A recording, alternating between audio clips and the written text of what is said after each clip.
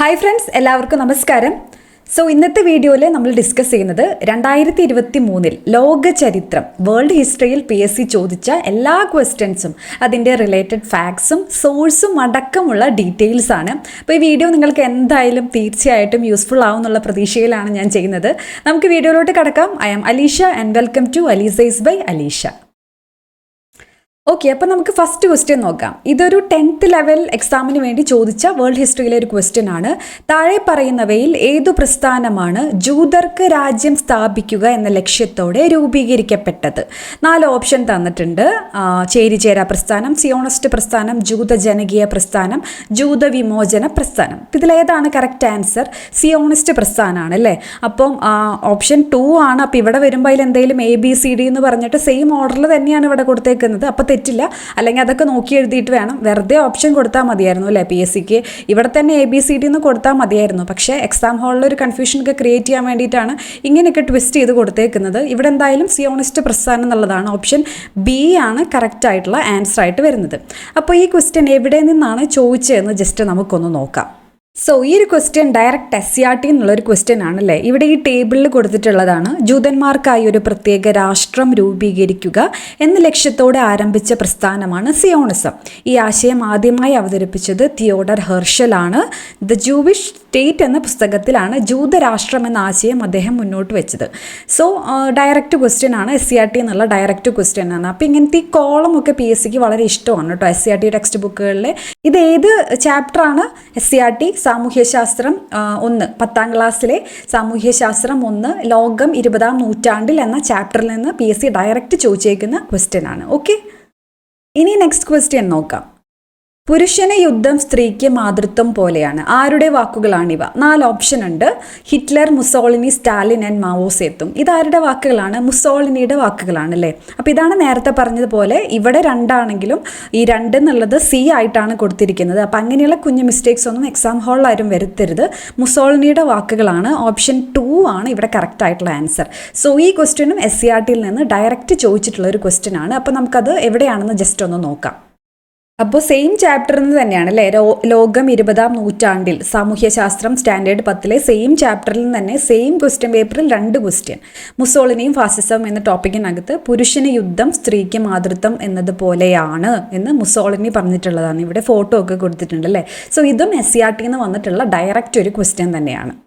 Next question, ഫ്രഞ്ച് വിപ്ലവവുമായി യോജിക്കാത്ത പ്രസ്താവന കണ്ടെത്തുക എന്നുള്ളതാണ്. ഫ്രഞ്ച് വിപ്ലവത്തിൻ്റെ സമയത്ത് ഫ്രാൻസിലെ ചക്രവർത്തി ലൂയിസ് 14 എന്നാണ് നൽകിയിരിക്കുന്നത്.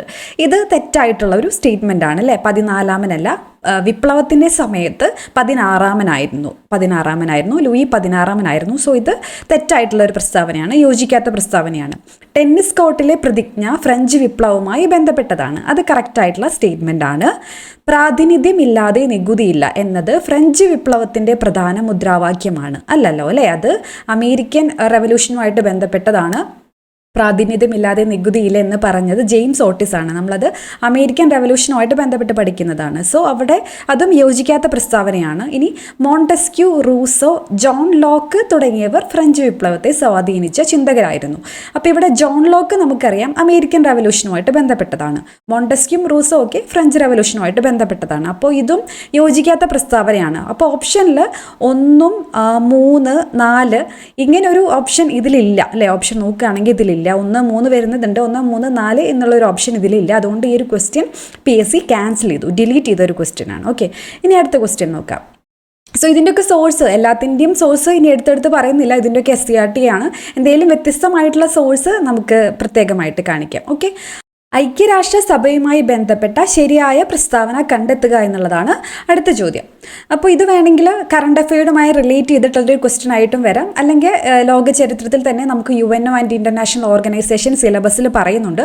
ആ ഭാഗത്തും റിലേറ്റ് ചെയ്തിട്ട് വേണമെങ്കിൽ ചോദിക്കാം. അപ്പോൾ ഏത് സബ്ജക്റ്റ് ആയാലും കറണ്ട് അഫെയർസ് ആ സബ്ജക്റ്റിനുമായിട്ട് റിലേറ്റ് ചെയ്തിട്ടും ക്വസ്റ്റ്യൻസ് വരും. ഇപ്പോൾ സയൻസ് ആൻഡ് ടെക്നോളജി, അതല്ലെങ്കിൽ ബാക്കി ഏത് സബ്ജക്റ്റ് ആയാലും കറണ്ട് അഫെയർസ് ഓരോ സബ്ജക്റ്റിനുമായിട്ട് റിലേറ്റ് ചെയ്തിട്ടും വരും എന്നുള്ളത് ആലോചിച്ചിരിക്കാം. ഓക്കെ, UN ഇഷ്ടപ്പെട്ട UNൻ്റെ എല്ലാ ഓർഗനൈസേഷൻസ്, എല്ലാ ഏജൻസീസ്, അവരുടെയൊക്കെ ഹെഡ്സ് ആരാണ് PSC കഴിഞ്ഞ വർഷങ്ങളിൽ എല്ലാ ക്വസ്റ്റ്യൻ പേപ്പറിലും ഒരു ചോദ്യം നിർബന്ധമായിട്ടും ചോദിക്കുന്നുണ്ട്. അത് നമുക്ക് ക്വസ്റ്റ്യൻസ് പ്രാക്ടീസ് ചെയ്യുമ്പോൾ ഇനി മനസ്സിലാവും. അപ്പോൾ ഇവിടെ ചോദിച്ചിരിക്കുന്നത് ഇതിൽ UN-യുമായി ഐക്യരാഷ്ട്രസഭയുമായി ബന്ധപ്പെട്ട ശരിയായ പ്രസ്താവന കണ്ടെത്താനുള്ളതാണ്. അപ്പോൾ ആദ്യത്തെ ഓപ്ഷൻ നോക്കാം. UN കാലാവസ്ഥാ വ്യതിയാന സമ്മേളനം COP27 2022 നവംബറിൽ ഈജിപ്തിലാണ് നടന്നത്. അത് കറക്റ്റ് ആയിട്ടുള്ള ഒരു സ്റ്റേറ്റ്മെൻ്റ് ആണ്.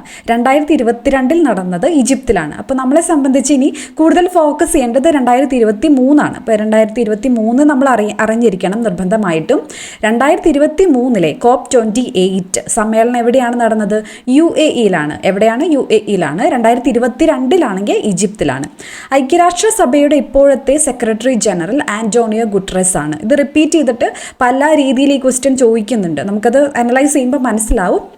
അപ്പോൾ ഇത് കറക്റ്റായിട്ടുള്ള ഒരു സ്റ്റേറ്റ്മെൻ്റ് ആണ്. 2022 മനുഷ്യാവകാശ ദിന മുദ്രാവാക്യം എല്ലാവർക്കും അന്തസ്സും സ്വാതന്ത്ര്യവും നീതിയും എന്നുള്ളതാണ്. അതും കറക്റ്റായിട്ടുള്ള സ്റ്റേറ്റ്മെൻ്റ് ആണ്.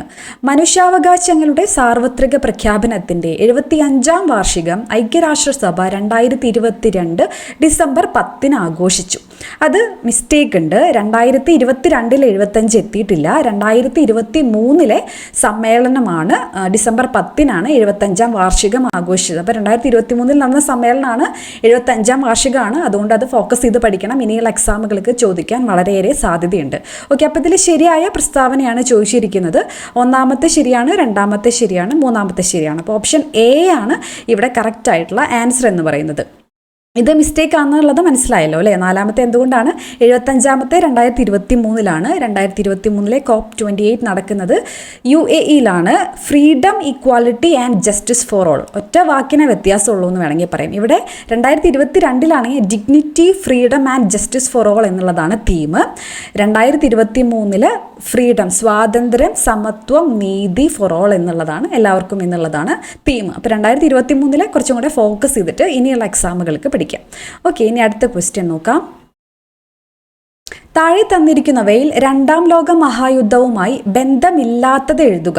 അപ്പോൾ ഇവിടെ നിർബന്ധമായിട്ടും ശ്രദ്ധിക്കണം. ക്വസ്റ്റ്യൻ നന്നായിട്ട് വായിച്ചിട്ട് വേണം ആൻസർ ചെയ്യാൻ. ബന്ധമില്ലാത്തതാണോ ബന്ധമുള്ളതാണോ എന്താണ് ചോദിക്കുന്നത്, അതിനനുസരിച്ചിട്ടാണ് നമ്മൾ ഓപ്ഷൻ എഴുതേണ്ടത്. ഓക്കെ, കപട യുദ്ധം രണ്ടാം ലോക മഹായുദ്ധവുമായി ബന്ധമില്ലാത്തത്, ബന്ധമുള്ളതാണല്ലേ കപട യുദ്ധം. അപ്പോൾ ഇത് കുറച്ച് വേണമെങ്കിൽ ഒരു അഡ്വാൻസ്ഡ് ലെവലിൽ നിന്ന് വേണമെങ്കിൽ പറയാം. പക്ഷേ ഇത് 10th ലെവലിന് ചോദിച്ചിട്ടുള്ള ഒരു ക്വസ്റ്റ്യൻ ആണ് കേട്ടോ. അപ്പോൾ കപട യുദ്ധം എന്തുമായിട്ട് റിലേറ്റ് ചെയ്തതാണ്? കപട യുദ്ധം ഫോണി വാർ എന്ന് ഇംഗ്ലീഷിൽ പറയും. അപ്പോൾ രണ്ടാം ലോക മഹായുദ്ധത്തിൻ്റെ തുടക്ക സമയത്ത് വലിയ ഒരു ബഹളമൊന്നും ഉണ്ടായിരുന്നില്ല, വലിയ രീതിയിലുള്ള യുദ്ധമൊന്നും ഉണ്ടായിരുന്നില്ല. ആദ്യം ഈ US-ഉം USSR-ഉം ഒന്നും ഭാഗമായിരുന്നില്ല. പിന്നീടാണ് അവരൊക്കെ യുദ്ധത്തിൽ അംഗങ്ങളാവുന്നത് പല കാരണങ്ങൾ കൊണ്ട്. ഓക്കെ, അപ്പോൾ ഈ തുടക്കത്തിൽ അത്ര ഒരു യുദ്ധത്തിൻ്റെതായ അധികം ലക്ഷണങ്ങളൊന്നും ഉണ്ടായിരുന്നില്ല. അപ്പോൾ ഇനീഷ്യൽ പീരീഡിലെ ഈ 6 മാസത്തെ ഒരു സംഭവങ്ങളെ അന്നത്തെ മാധ്യമങ്ങളൊക്കെ ഇട്ട പേരാണ് കപട യുദ്ധം എന്ന് പറയുന്നത്, രണ്ടാം ലോക മഹായുദ്ധത്തിൻ്റെ സമയത്ത്. സോ അത് രണ്ടാം ലോക മഹായുദ്ധവുമായി ബന്ധമുള്ളതാണ്. ഓക്കെ, ഇനി എന്താണ് സീ ലയൺ? അപ്പോൾ സീ ലയണും ഓപ്പറേഷൻ ബാർബറോസയും അത് ഹിറ്റ്ലറിൻ്റെ നേതൃത്വത്തിൽ ജർമ്മനിയും ഓരോ രാജ്യങ്ങളിങ്ങനെ ആക്രമിക്കുന്നുണ്ടായിരുന്നു. അപ്പോൾ അതിന് കൊടുത്ത സീക്രട്ട് നെയിം അല്ലെങ്കിൽ ഒരു കോഡ് നെയിം എന്നാണ് ഈ സീ ലയണും ഓപ്പറേഷൻ ബാർബറോസയും. ഓപ്പറേഷൻ്റെ പേര് സീ ലയൺ എന്ന് പറയുമ്പോൾ ബ്രിട്ടനുമായിട്ട് ജർമ്മനി ഒരു യുദ്ധം ചെയ്തിട്ടുണ്ടായിരുന്നു, ബാറ്റിൽ ഓഫ് ബ്രിട്ടൻ എന്നറിയപ്പെടുന്നത്. അപ്പോൾ അതിന് ജർമ്മനിയുടെ ആക്രമണത്തിന് അവർ നൽകിയ പേരാണ് sea lion. Operation sea lion Germany ബ്രിട്ടനെ ആക്രമിച്ചതിൻ്റെ പേരാണ്. ഇനി ഓപ്പറേഷൻ ബാർബറോസ ഇതുപോലെ ജർമ്മനി റഷ്യയെ ആക്രമിച്ചായിരുന്നു, USSR-നെ ആക്രമിച്ചായിരുന്നു. അതിന് നൽകിയ പേരാണ് ഓപ്പറേഷൻ ബാർബറോസ. അപ്പം ഈ കപട യുദ്ധം, സീ ലയൺ, ഓപ്പറേഷൻ ബാർബറോസ ഇതൊക്കെ രണ്ടാം ലോക മഹായുദ്ധവുമായി ബന്ധമുള്ളതാണ്. അപ്പോൾ ഇവിടെ ചോദിച്ചിരിക്കുന്നത് ഏതാണ് ബന്ധമില്ലാത്തത്? അപ്പോൾ ഓപ്ഷൻ 3, അതായത് 6 ദിന യുദ്ധം. അപ്പോൾ ഇവിടെ ഓപ്ഷൻ സിയിലാണ് 3 എന്നുള്ളത് വന്നേക്കുന്നത്. ഓപ്ഷൻ സി ആണ് ഇവിടെ രണ്ടാം ലോക മഹായുദ്ധവുമായി ബന്ധമില്ലാത്തത്. അപ്പോൾ ഇത് 6 ദിന യുദ്ധം എന്തുകൊണ്ടാണ് ഇപ്പോൾ റിലവൻ്റ് എന്നുള്ളത്, എന്തുകൊണ്ടായിരിക്കും ഇത് ഓപ്ഷനിൽ നിന്ന് വന്നിട്ടുള്ളത് എന്ന് നമ്മൾ നിർബന്ധമായിട്ടും ശ്രദ്ധിച്ചു വെക്കണം. എസ്പെഷ്യലി LD ക്ലർക്ക് മെയിൻ പരീക്ഷയ്ക്ക് വേണ്ടി പഠിക്കുന്നവരും ഡിഗ്രി ലെവലിന് പഠിക്കുന്നവരും. 6 ദിന യുദ്ധം എന്താണ്? 6 days war അല്ലേ? 6 days വാറിൻ്റെ ഇമ്പോർട്ടൻസ് എന്താണെന്ന് വെച്ചിട്ടുണ്ടെങ്കിൽ അത് ഇസ്രായേൽ പാലസ്തീൻ തമ്മിൽ അറബ് ഇസ്രായേൽ പോരാട്ടം ഒരുപാട് നടന്നിട്ടുണ്ട് അല്ലേ? 1ാം അറബ് ഇസ്രായേൽ യുദ്ധം, 2ാം അറബ് ഇസ്രായേൽ യുദ്ധം, യുദ്ധം, മൂന്നാം അറബ് ഇസ്രായേൽ യുദ്ധം. അപ്പോൾ ഈ മൂന്നാം അറബ് ഇസ്രായേൽ യുദ്ധം 1967 നടന്ന മൂന്നാം അറബ് ഇസ്രായേൽ യുദ്ധത്തിനെയാണ് ഈ 6 Days War എന്നറിയപ്പെടുന്നത്. അപ്പോൾ എന്തുകൊണ്ടായിരിക്കും ഇത് ഓപ്ഷനിൽ വന്നത്? ഇപ്പോൾ പിന്നെയും അവർ തമ്മിലുള്ള കോൺഫ്ലിക്റ്റുകൾ ഇങ്ങനെ പിന്നെയും ഒരു യുദ്ധത്തിലേക്ക് അങ്ങനത്തെ പ്രശ്നങ്ങളൊക്കെ ഇപ്പോൾ നടന്നുകൊണ്ടിരിക്കുന്നുണ്ട് അല്ലേ? അതുകൊണ്ടാണ് ഇത് ഓപ്ഷനിൽ വന്നത്. അപ്പോൾ അതുമായിട്ട് റിലേറ്റ് ചെയ്ത ബാക്കി കാര്യങ്ങളൊക്കെ പഠിച്ചിട്ട് വേണം ഇനിയുള്ള എക്സാമിന് വേണ്ടിയിട്ട് പോകാൻ. ഒന്നാം അറബ് ഇസ്രായേൽ യുദ്ധം നടന്നത് ഏത് വർഷമാണ്? 1948. ഒന്നാം അറബ് ഇസ്രായേൽ യുദ്ധം 1948. സെക്കൻഡ് അറബ് ഇസ്രായേൽ വാർ നടന്നത് 1956. മൂന്നാമത്തെയാണ് 1967 6 Days War അല്ലെങ്കിൽ ജൂൺ വാർ, പല പേരുകളിലും അറിയപ്പെടുന്നുണ്ട്. ജൂൺ വാർ എന്നൊക്കെ അറിയപ്പെടുന്നത് ഈ ഒരു യുദ്ധമാണ്. ഇനി നാലാമത്തെയാണ് യോം കിപ്പൂർ എന്ന പേരിലും അറിയപ്പെടുന്ന യുദ്ധമാണ് നാലാമത്തെ അറബ് ഇസ്രായേൽ യുദ്ധം. അത് നടന്നത് 1973. അപ്പോൾ ഈ അറബ് അതായത് ഈ ഇസ്രായേൽ പാലസ്തീൻ കോൺഫ്ലിക്റ്റ് ഇപ്പോൾ നടക്കുന്ന സാഹചര്യത്തിൽ അതിൻ്റെ ബാക്ക്ഗ്രൗണ്ട് കുറച്ച് നോക്കി വയ്ക്കുകയാണെങ്കിൽ ഇനിയുള്ള എക്സാമുകൾക്ക് അത് ഹെൽപ്ഫുൾ ആയിരിക്കും. അടുത്തത്, താഴെ തന്നിരിക്കുന്ന പ്രസ്താവനകളിൽ ഒന്നാം ലോക മഹായുദ്ധത്തിൻ്റെ കാരണമല്ല ഏതെല്ലാം? അപ്പോൾ ഇവിടെയും ക്വസ്റ്റ്യൻ ശ്രദ്ധിക്കണം. കാരണമല്ലാത്തവ ആണ് ചോദിച്ചേക്കുന്നത്. ബാൽക്കൻ രാജ്യങ്ങളിലെ പ്രതിസന്ധി, അത് ഒന്നാം ലോക മഹായുദ്ധത്തിന്റെ കാരണമായിട്ട് നമ്മൾ പഠിക്കുന്നതാണ്. കാരണമല്ലാത്തതാണ് ചോദിച്ചിരിക്കുന്നത്. ജർമ്മനിയും റഷ്യയും തമ്മിലുള്ള അനാക്രമണ കരാർ, നോൺ അഗ്രിമെന്റ് പാക്ട് അല്ലേ? ജർമ്മനിയും റഷ്യയും തമ്മിലുള്ള ഈ അനാക്രമണ കരാർ ഒപ്പുവെക്കുന്നത് 1939 അല്ലേ? പിന്നെ അത് ബ്രേക്ക് ചെയ്യുന്നതിൻ്റെ ഭാഗമായിട്ടൊക്കെയാണ് റഷ്യ ഈ രണ്ടാം ലോക മഹായുദ്ധത്തിൻ്റെ ഭാഗമാവുന്നത് തന്നെ. സോ അത് ഒന്നാം ലോക മഹായുദ്ധത്തിൻ്റെ കാരണമല്ല. ഓക്കെ, അപ്പോൾ ഇവിടെ ഒന്നാം ലോക മഹായുദ്ധത്തിൻ്റെ കാരണമല്ലാത്തവയാണ് ചോദിച്ചിരിക്കുന്നത്. ഓപ്ഷൻ 2 എന്തായാലും ആൻസറിൽ വരും. ഇനി അടുത്തത്, ജർമ്മനിയുടെ വ്യാവസായിക മുന്നേറ്റം, അത് ഒന്നാം ലോക മഹായുദ്ധമായിട്ട് റിലേറ്റ് ചെയ്തിട്ടുള്ള ഫാക്റ്റ് തന്നെയാണ്.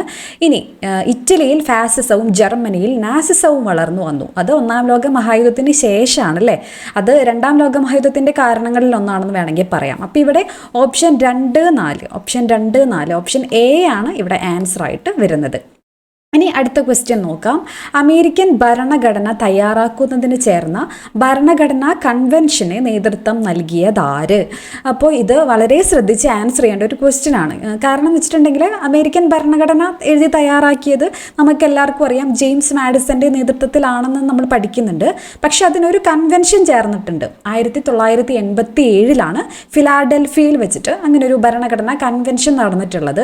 അപ്പോൾ അതിൻ്റെ ചെയർമാൻ അല്ലെങ്കിൽ അത് പ്രിസൈഡ് ചെയ്ത് അതിന് അധ്യക്ഷം വഹിച്ചത് ആരാണ്? ജോർജ് വാഷിങ്ടൺ ആണ്. ഇത് ഞാനിവിടെ പറയാൻ കാരണം മറ്റൊരു ക്വസ്റ്റ്യൻ പേപ്പറിൽ ഇതുപോലെ ഇതുമായിട്ട് റിലേറ്റ് ചെയ്തിട്ട് അമേരിക്കൻ ഭരണഘടന തയ്യാറാക്കുന്നതിന് ചേർന്ന ഭരണഘടനാ കൺവെൻഷൻ്റെ ചെയർമാൻ ആരായിരുന്നു എന്ന് മറ്റൊരു ക്വസ്റ്റ്യൻ പേപ്പറിൽ ചോദിച്ചിട്ടുണ്ട്. അത് നമുക്ക് വഴിയെ കാണാനായിട്ട് പറ്റും. അപ്പോൾ ചോദ്യം നന്നായിട്ട് വായിച്ച് നോക്കിയിട്ട് വേണം, അല്ലെങ്കിൽ നമുക്ക് ആൻസറിൽ തെറ്റ് പറ്റാനായിട്ട് സാധ്യതയുണ്ട്. അപ്പോൾ ഭരണഘടന തയ്യാറാക്കുന്നതിന് ചേർന്ന കൺവെൻഷന് നേതൃത്വം നൽകിയത് ആരാണ്? ജെയിംസ് മാഡിസൺ ആണ് ഇവിടെ കറക്റ്റ് ആയിട്ടുള്ള ആൻസർ. ഇതിൻ്റെ ഭാഗമായിട്ട് അമേരിക്കയിൽ ലോകത്തിലെ ഏറ്റവും ആദ്യത്തെ ലിഖിത ഭരണഘടനയാണ് അല്ലെ, ഏറ്റവും ചെറിയ ഭരണഘടനയൊക്കെയാണ് അമേരിക്കൻ ഭരണഘടന. അതിൻ്റെ കൺവെൻഷൻ നടക്കുന്നത് 1787 നിലവിൽ വരുന്നത് 1789. അപ്പോൾ മാറിപ്പോവരുത്, ക്വസ്റ്റ്യൻ നല്ലോണം വായിച്ചിട്ട് ആൻസർ ചെയ്യുക. അടുത്ത ക്വസ്റ്റ്യൻ, രക്തരൂഷിതമായ ഞായറാഴ്ച ഏത് രാജ്യത്തിലെ സമരങ്ങളുമായി ബന്ധപ്പെട്ടതായിരുന്നു? രക്തരൂഷിതമായ ഞായറാഴ്ച അഥവാ ബ്ലഡി സൺഡേ ഇതുമായിട്ട് ബന്ധപ്പെട്ടതാണ്, റഷ്യൻ റവല്യൂഷനുമായിട്ട് ബന്ധപ്പെട്ടതാണ്. ഓപ്ഷൻ ഡി ആണ് കറക്റ്റ് ആയിട്ടുള്ള ആൻസർ. അടുത്ത ക്വസ്റ്റ്യൻ, ദി ലാസ്റ്റ് ജഡ്ജ്മെന്റ് അന്ത്യവിധി എന്ന കലാസൃഷ്ടി ആരുടേതാണ്? അന്ത്യവിധി എന്ന കലാസൃഷ്ടി. അപ്പോൾ ഇതിൻ്റെ നമുക്ക് സോഴ്സ് SCERT നോക്കുകയാണെങ്കിൽ നമുക്ക് കാണാനായിട്ട് പറ്റും. അപ്പോൾ അത് ഞാൻ കാണിച്ചു തരാം. ഇവിടെ എന്തായാലും ആൻസർ ഏതാണ്? ലാസ്റ്റ് ജഡ്ജ്മെൻറ്റ് മൈക്കൽ ആഞ്ചലോൻ്റെ പ്രശസ്തമായിട്ടുള്ള പെയിൻറ്റിംഗ് ആണ് ദി ലാസ്റ്റ് ജഡ്ജ്മെൻറ്റ് എന്ന് പറയുന്നത്. ഇനി ലാസ്റ്റ് സപ്പർ എന്ന് പറയുമ്പോൾ അത് വേറെ ആളാണ്, അത് ആരാണ് എന്നറിയണ്ടേ? അപ്പോൾ നമുക്കിത് SCERT എന്നുള്ള ക്വസ്റ്റ്യൻ ആണ്. അപ്പോൾ ഇനിയുള്ള എക്സാമുകൾക്ക് വേണമെങ്കിൽ ഇതിൻ്റെ അടുത്തുനിന്ന് ബാക്കി ക്വസ്റ്റ്യൻസും ചോദിക്കാം. ഈ പിക്ചേഴ്സ് അല്ലെങ്കിൽ ടേബിൾ കൊടുത്തിരിക്കുന്നത്, ഇമേജ്, ഇങ്ങനെയൊക്കെ SCERTയിൽ കൊടുത്തിട്ടുള്ളത് PSC ഫ്രീക്വൻ്റ് ആയിട്ട് ചോദിക്കാറുണ്ട്. അപ്പോൾ ഇവിടെ നോക്ക്, അവസാനത്തെ അത്താഴം ലാസ്റ്റ് സപ്പർ എന്നുള്ള പെയിൻറ്റിങ് ആരുടെയാണ്? ലിയോണാർഡോ ഡാവിഞ്ചിയുടെയാണ്. അപ്പോൾ അദ്ദേഹത്തിൻ്റെ തന്നെ ലോക പ്രശസ്തമായ പെയിൻറ്റിംഗ് ആണ് മൊണാലിസ. നമുക്ക് എല്ലാവർക്കും അറിയായിരിക്കും മൊണാലിസ. ലിയോണാർഡോ ഡാവിഞ്ചി എന്ന പ്രസിദ്ധ നവോത്ഥാന ചിത്രകാരൻ 1503 1505 ഇടയിലാണ് ഈ ചിത്രം വരച്ചത്. പാരീസിലെ മ്യൂസിയത്തിൽ സൂക്ഷിച്ചിരിക്കുന്നു. വേണമെങ്കിൽ ഇതൊക്കെ ക്വസ്റ്റ്യൻ ഇനിയുള്ള എക്സാമുകൾക്ക് നമുക്ക് പ്രതീക്ഷിക്കാം ഇതുമായിട്ട് ബന്ധപ്പെട്ടത്. അപ്പോൾ ഇവിടെ നോക്ക്, അന്ത്യവിധി ഇവിടുത്തെ ക്വസ്റ്റ്യൻ ആണ് ഇവിടെ ഡയറക്റ്റ് ചോദിച്ചിരിക്കുന്നത്. അപ്പോൾ ഇത് ചിലപ്പം നമുക്ക് വിപ്ലവങ്ങളുടെ പോർഷനിലല്ല, വിപ്ലവങ്ങളുമായി ബന്ധപ്പെട്ട് ലോകത്തെ സ്വാധീനിച്ച വിപ്ലവങ്ങളാണ് നമ്മൾ SCERT ചാപ്റ്ററിൽ പഠിക്കേണ്ടത്. അപ്പോൾ ഇത് 7ാം ക്ലാസ്സിലത്തെ ഒരു ചാപ്റ്റർ, യൂറോപ്പ് പരിവർത്തന പാതയിൽ എന്നൊക്കെ പറഞ്ഞ് നവോത്ഥാനത്തിനൊക്കെ റിലേറ്റ് ചെയ്തിട്ടുള്ള ഒരു ചാപ്റ്ററാണ്. അതിൽ നിന്നാണ് ഈ ക്വസ്റ്റ്യൻ ചോദിച്ചേക്കുന്നത്. അപ്പോൾ ഇതായിട്ട് അപ്പുറത്തപ്പുറത്തൊക്കെ കിടക്കുന്ന ഫാക്ട്സ് ഒക്കെ ഒന്ന് നോക്കി വെച്ചാൽ ഇനിയുള്ള എക്സാമുകൾക്ക് ഉപകാരപ്പെടും. അന്ത്യവിധി വരച്ചത് ആരാണ്? Michael Angelo. അപ്പോൾ ഇത് അങ്ങോട്ടും മാറരുത് കേട്ടോ. ഇത് അവസാനത്തെ അത്താഴം. അപ്പോൾ ഇംഗ്ലീഷിൽ വരുമ്പോൾ രണ്ടിൻ്റെയും തുടക്കം ദി ലാസ്റ്റ് ആണ്. ദി ലാസ്റ്റ് സപ്പറും ദി ലാസ്റ്റ് ജഡ്ജ്മെൻറ്റും ആണ്. അപ്പോൾ അങ്ങോട്ടും മാറരുത്. അവസാനത്തെ അത്താഴം ലിയോണാർഡോ ഡാവിഞ്ചിയുടെ പെയിൻറ്റിങ്ങും അന്ത്യവിധി മൈക്കിൾ ആഞ്ചലോയുടെ പെയിൻറ്റിങ്ങുമാണ്. അപ്പോൾ കണക്ട് ചെയ്യാൻ വേണ്ടിയിട്ട് വേണമെങ്കിൽ മൈക്കിൾ അപ്പൻ, നമ്മൾ മമ്മൂട്ടിയുടെ സിനിമയുണ്ടല്ലോ ഭീഷ്മപർവം, അതിലെ ക്യാരക്ടറുടെ പേരാണ് അല്ലേ മൈക്കിൾ അപ്പൻ എന്നൊക്കെയാണ് എല്ലാവരും വിളിക്കുന്നത്. അപ്പോൾ അദ്ദേഹമാണ് ആ വീട്ടിലെ അന്ത്യവിധി എല്ലാം നടപ്പിലാക്കുന്നത്. അങ്ങനെ വേണമെങ്കിൽ മൈക്കിൾ ആഞ്ചലോ അന്ത്യവിധി ആവശ്യമുള്ളവർക്ക് മാത്രം, ഇല്ലെങ്കിൽ പ്രസിദ്ധമായ പെയിൻറ്റിങ്സ് ആണ്, അറിഞ്ഞിരിക്കുന്നത് വളരെ നല്ല കാര്യമാണ്. അടുത്തത് ഇവിടെ കൊടുത്തിരിക്കുന്നത് ഇതും കൂടെ നോക്കി വെക്കാം. ഏഥൻസിലെ വിദ്യാലയം എന്ന പെയിൻറ്റിങ് ആരുടെയാണ്? ഏഥൻസിലെ വിദ്യാലയം റാഫേൽ എന്ന ചിത്രകാരൻ്റെ ആണെന്നുള്ളതും നോട്ട് ചെയ്ത് വയ്ക്കാം. ഇനി അവിടെ തന്നെ അതിനോട് ബന്ധപ്പെട്ട കുറച്ച് ഫാക്ട്സ് ഇമ്പോർട്ടൻ്റ് ആയിട്ട് തോന്നിയതും കൂടെ ജസ്റ്റ് ഒന്ന് പറഞ്ഞു പോവാം. നവോത്ഥാനത്തിൻ്റെ പിതാവ് എന്ന് വിളിക്കുന്നതായിട്ട് SCERTയിൽ കൊടുത്തിട്ടുണ്ട്. നവോത്ഥാനത്തിൻ്റെ പിതാവ് ആരാണ്? സാഹിത്യകാരന്മാരിൽ പ്രമുഖനായിരുന്ന പെട്രാർക്ക്. എന്താണ് പെട്രാർക്ക്? പെട്രാർക്കിൻ്റെ ഏറ്റവും പ്രസിദ്ധമായ കൃതിയാണ് സീക്രട്ടം. അപ്പോൾ ആ പേരിൽ തന്നെ ഏകദേശം സിമിലർ ആണ് അല്ലേ, പെട്രാർക്ക്, സീക്രട്ടം. ആ പേര് തന്നെ ഏകദേശം ഒരുപോലെയാണ്. അപ്പോൾ അതൊന്നും നിങ്ങളുടെ മനസ്സിലുണ്ടായിക്കോട്ടെ. ഇനി അതുമായിട്ട് റിലേറ്റ് ചെയ്തിട്ട് ഒരു 4 പേരുടെ ഇമേജസും കൂടെ കൊടുത്തിട്ടുണ്ട്. അപ്പം അവരുടെ കൃതികളും ഇത് എഴുതിയത് ആരാണെന്നുള്ളതാണ്. അപ്പോൾ ഇതുമായിട്ട് റിലേറ്റ് ചെയ്ത് കൊടുത്തേക്കുന്നത് കൊണ്ടാണ് ഞാനിവിടെ ഇൻക്ലൂഡ് ചെയ്തത്. ഇനിയുള്ള എക്സാമിന് ഹെൽപ്ഫുൾ ആവാനായിട്ട് സാധ്യതയുണ്ട്. ഡിവൈൻ കോമഡി എന്ന പുസ്തകം രചിച്ചിരിക്കുന്നത് ദാന്തെയാണ്. എന്ന ഡിവൈൻ കോമഡി എഴുതിയിരിക്കുന്നത് ആരാണ്? എന്ന കൃതി ആരുടെയാണ്? ദാന്തെ എന്ന് പറയുന്ന ഒരു സാഹിത്യകാരൻ്റെ കൃതിയാണ്. ദക്കാമറൻ കഥകൾ ബൊക്കാച്ചിയോ. ആ പേര് തന്നെ ഒരു സിമിലാരിറ്റി ഉണ്ട്, ദക്കാമറൻ ബൊക്കാച്ചിയോ. അടുത്തത് ഡോൺ കിക്സോട്ട് എന്ന കൃതി ആരുടെയാണ്? സെർവാന്തയുടെ കൃതിയാണ് ഡോൺ കിക്സോട്ട്. ഇനി ഇൻ പ്രൈസ് ഓഫ് ഫോളി ഇറാസ്മസിൻ്റെ കൃതിയാണ്. അപ്പോൾ ഇത് മനസ്സിലുണ്ടായിക്കോട്ടെ, ഏതെങ്കിലും ക്വസ്റ്റ്യൻ പേപ്പറിനൊക്കെ ചോദിച്ചാൽ കിട്ടാണ്ടിരിക്കരുത്. ഇനി അടുത്തത് സോഷ്യൽ കോൺട്രാക്റ്റ് എന്ന ഗ്രന്ഥത്തിൻ്റെ രചയിതാവ് ആര്? വളരെ എല്ലാ ക്വസ്റ്റ്യൻ പേപ്പറിലും റിപ്പീറ്റ് ചെയ്ത് വരുന്ന വേൾഡ് ഹിസ്റ്ററിയിലെ ഒരു ഇമ്പോർട്ടൻ്റ് ആയിട്ടുള്ള ചോദ്യമാണ്. സോഷ്യൽ കോൺട്രാക്റ്റ് ആരുടെ എന്ന ഗ്രന്ഥത്തിൻ്റെ രചയിതാവ് എല്ലാവർക്കും അറിയായിരിക്കും. ഓപ്ഷൻ ബി റൂസോ ആണ് കറക്റ്റ് ആയിട്ടുള്ള ആൻസർ. ഇനി താഴെ പറയുന്നവയിൽ സൺയാട്സിൻ്റെ 3 തത്വങ്ങളിൽ ബാധകമല്ലാത്തത് ഏത്? അപ്പോൾ ഡോക്ടർ സൺയാറ്റ്സൻ ആണ് അല്ലേ, ഡോക്ടർ സൺയാറ്റ്സൻ. അപ്പോൾ PK-LDC കോർണറിൽ അതിൻ്റെ ക്ലാസ് കേൾക്കുന്നവർക്കൊക്കെ നമുക്ക് അറിയായിരിക്കും, അന്ന് പറഞ്ഞിട്ടുണ്ടായിരുന്നു. ഡോക്ടർ സൺയാറ്റ്സൻ ആണെങ്കിൽ DSN എടുക്കാം, DSN. അപ്പോൾ ഡോക്ടർ സൺയാറ്റ്സൻ ഡെമോക്രസി, സോഷ്യലിസം, നാഷണലിസം. അപ്പോൾ ഇത് 3 അദ്ദേഹത്തിൻ്റെ പ്രിൻസിപ്പിൾസ്. അപ്പോൾ ദേശീയത, സോഷ്യലിസം, ജനാധിപത്യം, ഡെമോക്രസി, സോഷ്യലിസം ആൻഡ് നാഷണലിസം. അപ്പോൾ ഇവിടെ സമഗ്രാധിപത്യമാണ് ബാധകമല്ലാത്തത്. അപ്പോൾ ഇവിടെ 2 വരുന്നത് ഓപ്ഷൻ ഡി ആണ്. 2 മാത്രം എന്നുള്ളതാണ് ഇവിടെ കറക്റ്റ് ആയിട്ടുള്ള ആൻസർ. സോ ഇതിൻ്റെ സോഴ്സും കൂടെ ഞാൻ ജസ്റ്റ് ഒന്ന് കാണിച്ചു തരാം. ഓക്കെ, അപ്പോൾ ലോകത്തെ സ്വാധീനിച്ച വിപ്ലവങ്ങളിൽ നമുക്ക് ചൈനീസ് റെവല്യൂഷൻ പഠിക്കാനുണ്ട് അല്ലേ. അപ്പോൾ അതിലിവിടെ കണ്ടോ, ഈ ബോക്സ് ഒക്കെ PSCയുടെ ഫേവറേറ്റ് ആണെന്ന് ഞാൻ പറയാനുള്ള കാരണം ഇത് തന്നെയാണ്. സൺയാറ്റ്സൻ്റെ ആശയങ്ങൾ എന്ന് പറഞ്ഞിട്ട് വളരെ ക്ലിയർ ആയിട്ട് കൊടുത്തിട്ടുണ്ട്. ദേശീയത, ജനാധിപത്യം, സോഷ്യലിസം. 1911 ഡോക്ടർ സൺയാറ്റ്സൻ്റെ നേതൃത്വത്തിൽ മഞ്ജു രാജഭരണത്തിനായി ചൈനയിൽ വിപ്ലവം നടന്നു. അങ്ങനെ രാജവാഴ്ചയ്ക്ക് അന്ത്യം കുറിച്ചു. തുടർന്ന് ഒരു റിപ്പബ്ലിക്കൻ ഭരണം, കുമിന്താങ് പാർട്ടി സ്ഥാപിച്ചു എന്നൊക്കെ വളരെ ഡീറ്റെയിൽ ആയിട്ട് കൊടുത്തിട്ടുണ്ട്. 3 ആശയങ്ങൾക്ക് പ്രാധാന്യം നൽകി. അപ്പോൾ SCERTന്ന് ഡയറക്റ്റ് ആയിട്ട് ചോദിച്ചേക്കുന്ന ക്വസ്റ്റ്യൻ ആണ്, വളരെ സിമ്പിൾ ആയിട്ടുള്ള ക്വസ്റ്റ്യൻ ആണ്. അപ്പോൾ ഇതിൽ നിന്നൊക്കെ SCERT വായിക്കേണ്ടതിൻ്റെ ഇമ്പോർട്ടൻസ് നിങ്ങൾക്ക് എല്ലാവർക്കും അറിയായിരിക്കും. എന്നാലും അതൊന്ന് ഉറപ്പിക്കാൻ പറ്റിയിട്ടുണ്ടാവും എന്നാണ് ഞാൻ വിശ്വസിക്കുന്നത്. കൂട്ടുകൃഷി സമ്പ്രദായത്തെ എതിർത്ത കൂട്ടുകൃഷി സമ്പ്രദായമാണ് ഈ കളക്ടിവൈസേഷൻ, കളക്റ്റീവ് ഫാമിംഗ്. ഓക്കെ, എതിർത്ത സമ്പന്നരായ ഭൂവുടമ വർഗം ഏത് പേരിൽ അറിയപ്പെടുന്നു? കുലാക്കുകളാണ് കേട്ടോ, കുലാക്കുകളാണ്. അപ്പോൾ ഇനി തെറ്റിക്കരുത്. സോ ഈ ക്വസ്റ്റ്യൻ NCERT-യിൽ നിന്ന് ചോദിച്ചിരിക്കുന്ന ഒരു ചോദ്യമാണ്. ഓക്കെ, അപ്പോൾ റഷ്യൻ റെവല്യൂഷനൊക്കെ ആയിട്ട് ബന്ധപ്പെട്ട് റെവല്യൂഷനൊക്കെ ശേഷം സ്റ്റാലിൻ്റെ നേതൃത്വത്തിലെ കളക്റ്റീവൈസേഷൻ, അപ്പോൾ അതൊരു കൃഷി രീതിയാണ്, കളക്റ്റീവ് ഫാമിംഗ് എന്നുള്ള ഒരു ഐഡിയ ഒക്കെയാണ് 1929 ഇംപ്ലിമെൻറ്റ് ചെയ്യുന്നുണ്ട്. അപ്പോൾ ഈ പ്രോഗ്രാം നടത്തുന്നതിന് മുൻപായിട്ട് 1928 ഈ സ്റ്റാലിൻ കുലാക്സിൻ്റെ ഇടയിലേക്ക് ഒരു റെയ്ഡ് നടത്തുന്നുണ്ടെന്നുള്ളത് ഇവിടെ കൊടുത്തിട്ടുണ്ട്. Okay, raiding kulaks, the name for well to do peasants. Okay, അപ്പം അങ്ങനെയുള്ള സമ്പന്നരായ കൃഷി ഉടമകളെയാണ് ഈ കുലാക്സ് എന്ന് വിശേഷിപ്പിക്കുന്നത്. അപ്പോൾ ഇത് NCERT എന്ന് ചോദിച്ചിരിക്കുന്ന ഒരു ചോദ്യമാണ്. അപ്പോൾ ഇതുമായിട്ട് റിലേറ്റ് ചെയ്തിട്ട് കളക്റ്റീവൈസേഷനൊക്കെ വേണമെങ്കിൽ ഇനിയുള്ള എക്സാമുകൾക്ക് ചോദിക്കാൻ സാധ്യതയുണ്ട്. ഈ കളക്റ്റീവൈസേഷൻ പ്രോഗ്രാമിൻ്റെ ഭാഗമായിട്ട് കളക്റ്റീവ് ഫാംസിൽ കൃഷി ചെയ്തിട്ട് ഷെയർ ചെയ്തെടുക്കുന്ന ഒരു രീതിയാണ് ഈ കളക്റ്റീവൈസേഷൻ. 1929 ഇത് ഇംപ്ലിമെൻറ്റ് ചെയ്യുന്നത്. അപ്പോൾ അങ്ങനെ കളക്റ്റീവ് ഫാംസിന് പറയുന്ന പേര് കോൽക്കോസ് എന്നാണ്. എന്താണ് കോൽക്കോസ്? അങ്ങോട്ടും ഇങ്ങോട്ടും മാറരുത്. കുലാക്സ് ആണ് സമ്പന്നരായിട്ടുള്ള കൃഷി ഓണേഴ്സിനെയാണ് ഈ കുലാക്സ് എന്ന് പറയുന്നത്.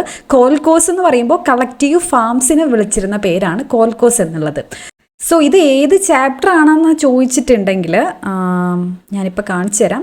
Socialism in Europe and the Russian revolution, NCERT ചാപ്റ്ററാണ്. ഇതിൽ നിന്ന് ചോദിച്ചിട്ടുള്ള ഒരു ചോദ്യമാണ്. അപ്പോൾ ഡിഗ്രി ലെവലിനൊക്കെ പ്രിപ്പയർ ചെയ്യുന്നവർ നിർബന്ധമായിട്ടും ഈ ചാപ്റ്റേഴ്സൊക്കെ വായിച്ച് പോവുകയാണെങ്കിൽ അത് എക്സാമിന് നിങ്ങൾക്ക് നല്ല മാർക്ക് കിട്ടാനായിട്ട് ഹെൽപ്പ് ചെയ്യും. ഓക്കെ, ഇനി അടുത്ത ക്വസ്റ്റ്യൻ നോക്കാം.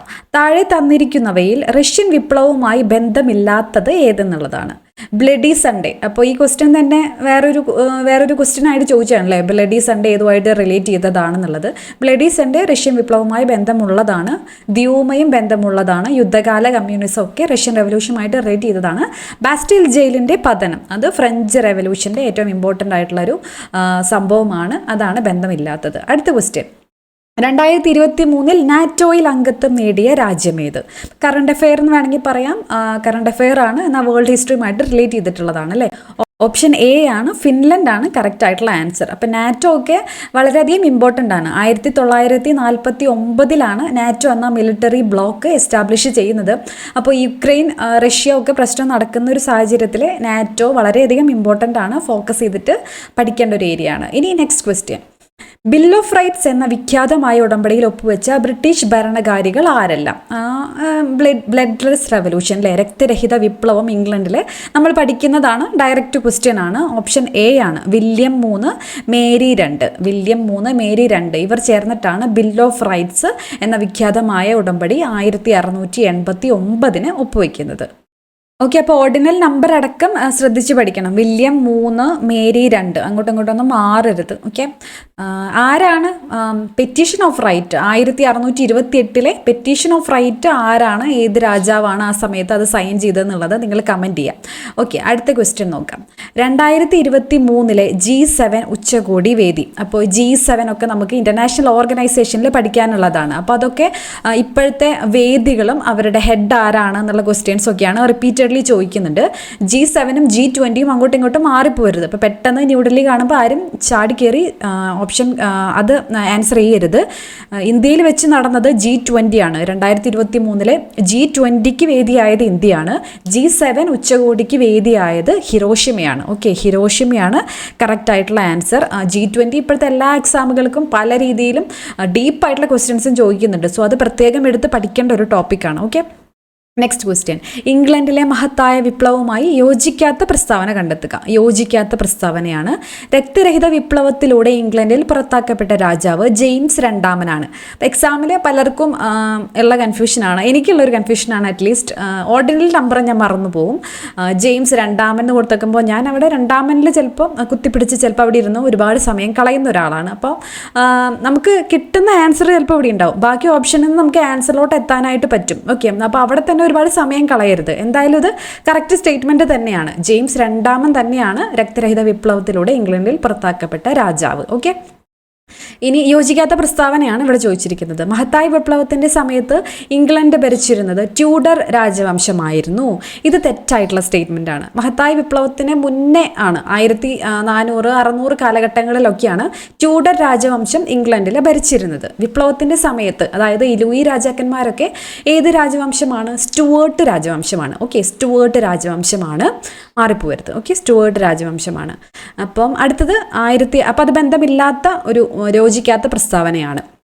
ഇനി 1215 ചാൾസ് ഒന്നാമൻ റണ്ണിമേഡിൽ വെച്ച് മാഗ്ന കാർട്ട ഒപ്പുവെച്ചു. തെറ്റായ സ്റ്റേറ്റ്മെൻ്റ് ആണ് അല്ലേ? ചാൾസ് ഒന്നാമനല്ല, ജോൺ രാജാവാണ് റണ്ണിമേഡിൽ വെച്ച് മാഗ്ന കാർട്ട ഒപ്പുവെച്ചത്. സോ 2, 3 ഇവിടെ തെറ്റാണ്. 2, 3 ഓപ്ഷൻ സി ആണ് ഇവിടെ കറക്റ്റ് ആയിട്ടുള്ള ആൻസർ. ഇംഗ്ലണ്ടിലെ മഹത്തായ വിപ്ലവം അരങ്ങേറിയത് 1688 കറക്റ്റ് ആയിട്ടുള്ള സ്റ്റേറ്റ്മെൻ്റ് ആണ്. Okay, next question.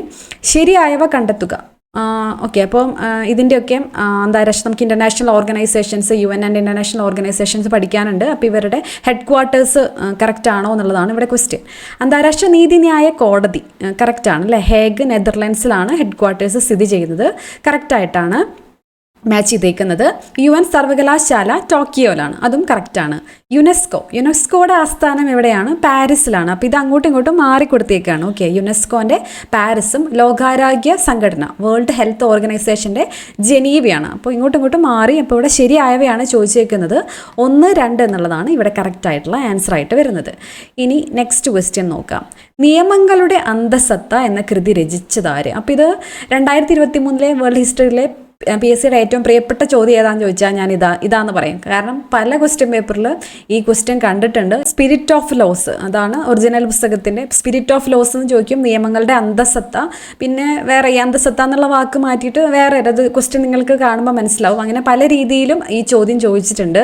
നിയമങ്ങളുടെ അന്തസത്ത എന്ന കൃതി രചിച്ചത് മോണ്ടസ്ക്യൂ ആണ്. സ്പിരിറ്റ് ഓഫ് ലോസ് എന്ന പുസ്തകം രചിച്ചത് മോണ്ടസ്ക്യൂ ആണ്. Okay, next question. 2ാം ലോക മഹായുദ്ധ കാലത്തെ അച്ചുതണ്ട് ശക്തികളിൽ പെടാത്ത രാഷ്ട്രം ഏതാണ്? 2ാം ലോക മഹായുദ്ധത്തിൽ നമുക്കറിയാം ജർമ്മനിയും ഇറ്റലിയും അവരുടെ കൂടെ ജപ്പാനും ഇവരായിരുന്നു ഈ അച്ചുതണ്ട് ശക്തികൾ അല്ലേ? Germany, Italy, Japan. അപ്പോൾ ഈ നാസിസം ഫാസിസം ഒക്കെ ഏകദേശം സിമിലർ ആയിട്ടുള്ള ആശയങ്ങളൊക്കെയാണ് അല്ലേ? അപ്പോൾ ജർമ്മനിയും ഇറ്റലിയും അവരുടെ കൂടെ ജപ്പാനും കൂടെ ചേർന്നിട്ടാണ് അന്ന് അച്ചുതണ്ട് ശക്തികൾ ഫോം ചെയ്യുന്നത്. ഫ്രാൻസ് ആ ഒരു സഖ്യത്തിൽ വരുന്നതല്ല. അപ്പോൾ ഇവിടെ അച്ചുതണ്ട് ശക്തികളിൽ പെടാത്തത് ഫ്രാൻസ് ആണെന്നുള്ളതാണ് കറക്റ്റ് ആയിട്ടുള്ള answer. Okay, next question. Boston tea party ഏതുമായി ബന്ധപ്പെട്ടിരിക്കുന്നു? വളരെ ഡയറക്റ്റ് ക്വസ്റ്റ്യൻ ആണ്, വളരെ ഇമ്പോർട്ടൻ്റ് ആയിട്ടുള്ള ചോദ്യമാണ്. ബോസ്റ്റൺ ടീ പാർട്ടി അമേരിക്കൻ സ്വാതന്ത്ര്യ സമരവുമായിട്ട് ബന്ധപ്പെട്ടിരിക്കുന്നു. 1773 ബോസ്റ്റൺ ടീ പാർട്ടി നടന്നത്. ഇനി ബോസ്റ്റൺ കൂട്ടക്കൊല നടന്നിട്ടുണ്ട്. ബോസ്റ്റൺ കൂട്ടക്കൊല എന്തുമായിട്ടാണ് ബന്ധപ്പെട്ടിരിക്കുന്നത്? അതും അമേരിക്കൻ സ്വാതന്ത്ര്യ സമരവുമായിട്ട് ബന്ധപ്പെട്ടതാണ്. 1770 നടക്കുന്നതാണ് ബോസ്റ്റൺ കൂട്ടക്കൊല. അപ്പോൾ ബോസ്റ്റൺ എന്ന് കണ്ടു കഴിഞ്ഞാൽ അമേരിക്കൻ സ്വാതന്ത്ര്യ സമരം. ഓക്കെ, അങ്ങനെയല്ല, വായിച്ച് നോക്കിയിട്ട് ആൻസർ എഴുതാം. നെക്സ്റ്റ്, താഴെ കൊടുത്തിരിക്കുന്നവയിൽ ചരിത്രപരമായി തെറ്റായ പ്രസ്താവന ഏതാണെന്നുള്ളതാണ്. അപ്പോൾ നിങ്ങൾ നോക്കുകയാണെങ്കിൽ ഇതിനായിട്ട് സിമിലർ ആയിട്ടുള്ള ക്വസ്റ്റ്യൻസ് ഈ ഓപ്ഷനൊക്കെ അവിടെ ഇവിടെയൊക്കെ റിപ്പീറ്റ് ചെയ്ത് വരുന്നുണ്ട്. ഇംഗ്ലണ്ടിലെ മഹത്തായ വിപ്ലവം നടന്നത് 1688 കറക്റ്റ് ആയിട്ടുള്ള സ്റ്റേറ്റ്മെൻ്റ് ആണ്. ഓപ്ഷൻ ബി, നെപ്പോളിയൻ്റെ പതനത്തിന് ഇടയാക്കിയ വാട്ടർലൂ യുദ്ധം നടന്നത് 1818 തെറ്റായിട്ടുള്ള സ്റ്റേറ്റ്മെൻ്റ് ആണ് അല്ലേ? 1818 1815 നെപ്പോളിയൻ്റെ പതനത്തിന് ഇടയാക്കിയ വാട്ടർലൂ യുദ്ധം നടന്നത്. സോ ഓപ്ഷൻ ബി ആണ് ഇവിടെ തെറ്റായിട്ടുള്ള സ്റ്റേറ്റ്മെൻറ്റ്. ഇനി 1492 കൊളംബസ് അമേരിക്കയിൽ എത്തിച്ചേർന്നു. കൊളംബസ് ആണ് അമേരിക്ക ഇൻവെൻറ്റ് ചെയ്യുന്നത് 1492. അത് കറക്റ്റായിട്ടുള്ള സ്റ്റേറ്റ്മെൻ്റ് ആണ്. റഷ്യൻ വിപ്ലവം നടന്നത് 1917. സോ അതും കറക്റ്റായിട്ടുള്ള സ്റ്റേറ്റ്മെൻ്റ് ആണ്. നെക്സ്റ്റ് ക്വസ്റ്റ്യൻ നോക്കാം. ഫ്രഞ്ച് ഈസ്റ്റ് ഇന്ത്യ കമ്പനി സ്ഥാപിക്കപ്പെടുമ്പോൾ ആരായിരുന്നു ഫ്രാൻസിലെ ഭരണാധികാരി? സോ ഇത് ശ്രദ്ധിച്ച് ആൻസർ ചെയ്യേണ്ട ക്വസ്റ്റ്യൻ ആണ്.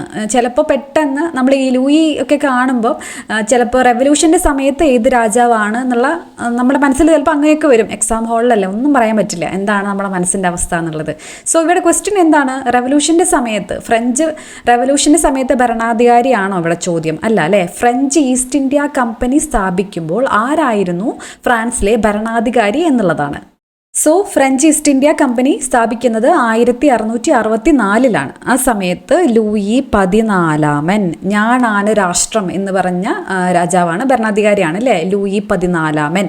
ലൂയി 15 എന്ത് പറഞ്ഞു? എനിക്ക് ശേഷം പ്രളയം എന്ന് പറഞ്ഞത് ലൂയി 15 ഫ്രഞ്ച് റെവല്യൂഷൻ്റെ സമയത്ത് ഭരണാധികാരി ആരാണ്? ലൂയി 16 ഈസ്റ്റ് ഇന്ത്യ കമ്പനി സ്ഥാപിക്കപ്പെടുമ്പോൾ ലൂയി 14 ഇവർ ഏത് രാജവംശത്തിൽപ്പെട്ടതാണ് ഈ ലൂയി രാജാക്കന്മാരൊക്കെ? സ്റ്റുവേർട്ട് രാജവംശമാണ്, മാറിപ്പോരുത്.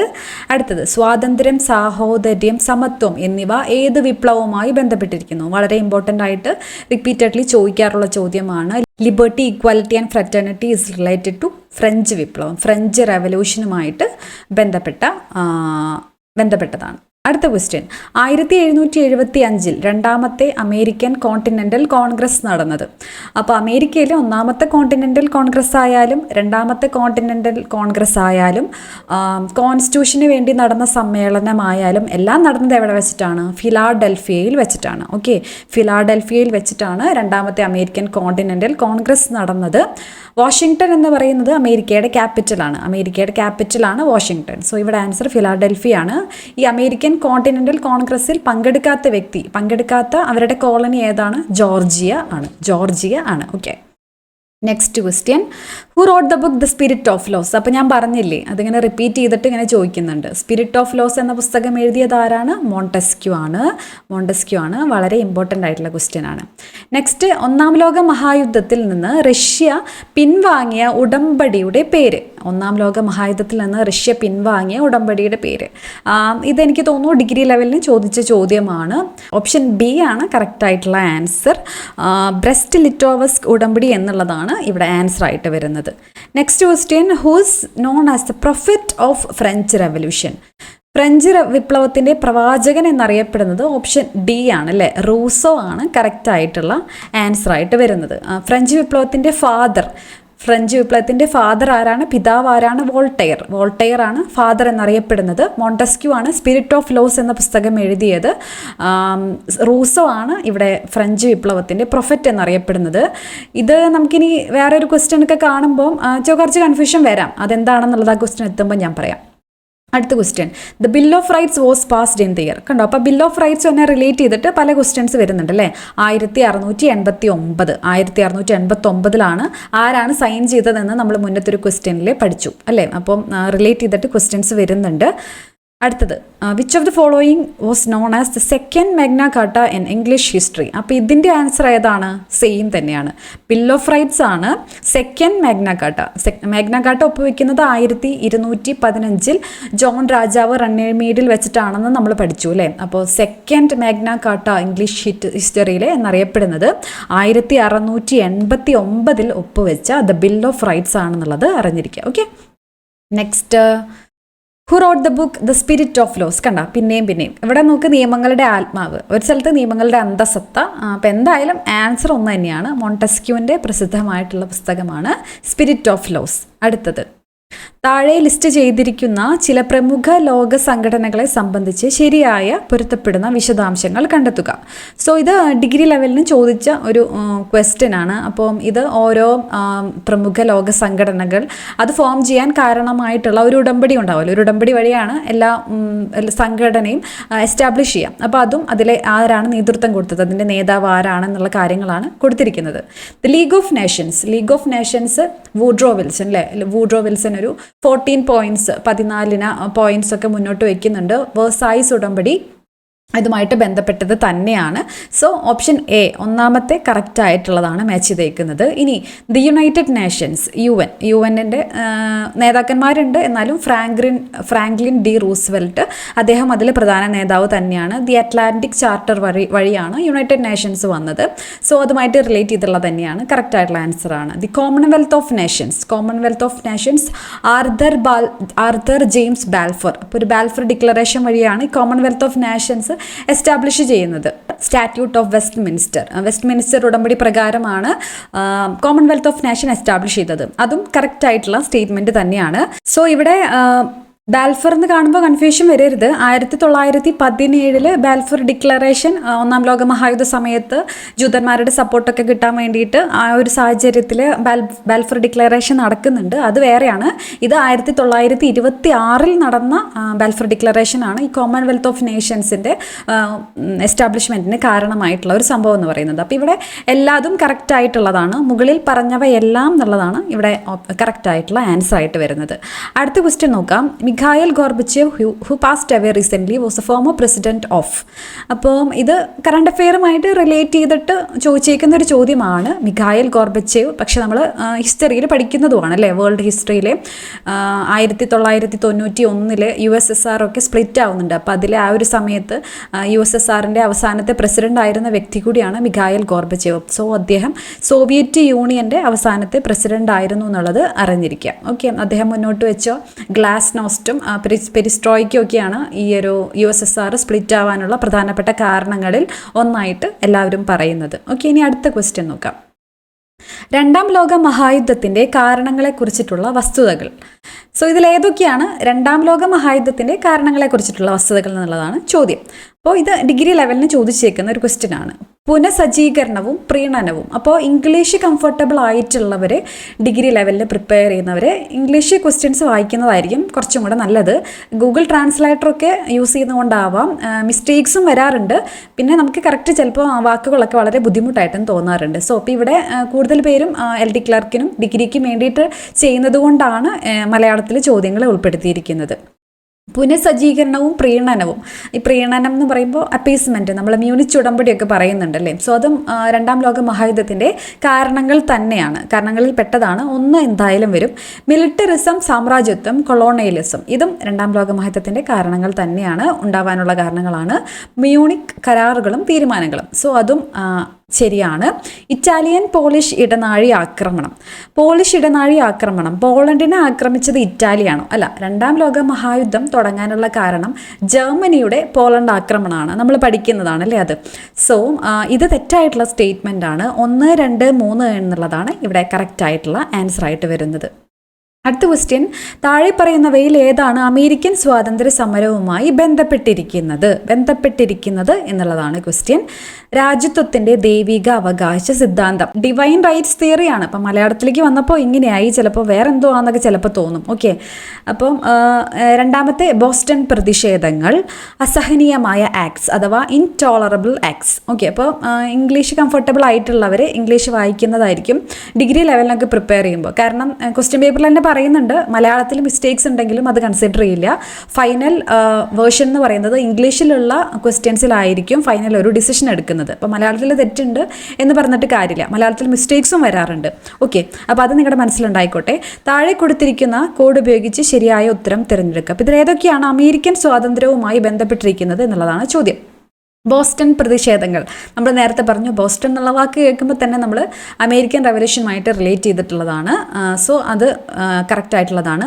ഇൻടോളറബിൾ ആക്ട്സും, അപ്പോൾ ഈ 1773 ബോസ്റ്റൺ ടീ പാർട്ടി, അപ്പോൾ അതിന് എഫക്റ്റായിട്ട് ബ്രിട്ടീഷ് ഗവൺമെൻറ് കുറേ നിയമങ്ങൾ പാസ്സാക്കുന്നുണ്ട് അതിനെ പ്രതിരോധിക്കാനൊക്കെ വേണ്ടിയിട്ട്. അതാണ് 1774 പാസ്സാക്കപ്പെടുന്ന കുറച്ച് നിയമങ്ങൾ. അതിനെയാണ് ഇൻടോളറബിൾ ആക്ട്സ് എന്ന് വിളിക്കുന്നത്.